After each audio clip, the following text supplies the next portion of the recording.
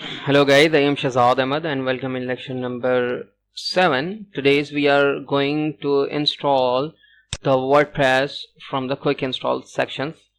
So you have your Cpanel account first of all, and now go to your software section. So as you can see, you have your software sections: PHP pair package, Perl module, Ruby, and this is the Ruby on Rails. So PHP selector, you can select your PHP, or you can change your PHP functionality or the version of the PHP here. Now we are going to talk about the quick installation. Hit this quick installation section. So make sure this is the theme name I have in my Cpanel account. So maybe you have different theme in your Cpanel account, so don't worry about it. You have the same functionality in the Cpanel.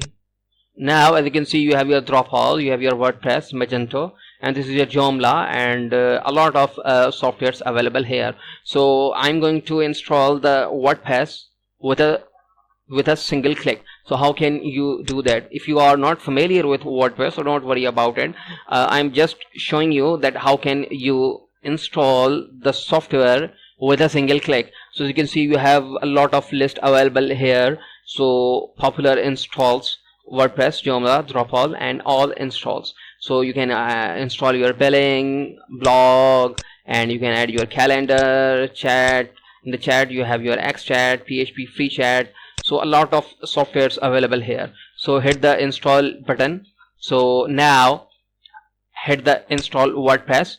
Provide your domain or the subdomain. If you have, remember that we have created the several domains. So this is my main domain, and these are the subdomains which we have created in our previous lecture. So I am saying please install this WordPress setup in the dummy.shakesy.com domain. So you don't need to create the database and the username.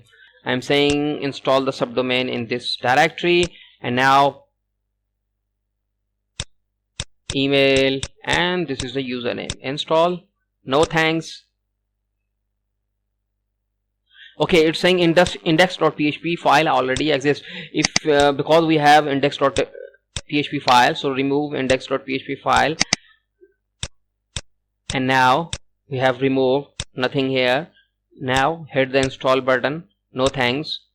So now it's installing the WordPress inside this subdomain directory, which is available in the public_HTML directory. Your install is completed. Click here. So now go to your files, reload your page. As you can see, you have created the WordPress setup. You can access your admin area here. So this is your username and this is your password. Make sure this is your password. Copy this password and access your subdomain. So this is dummy.shakesy.com.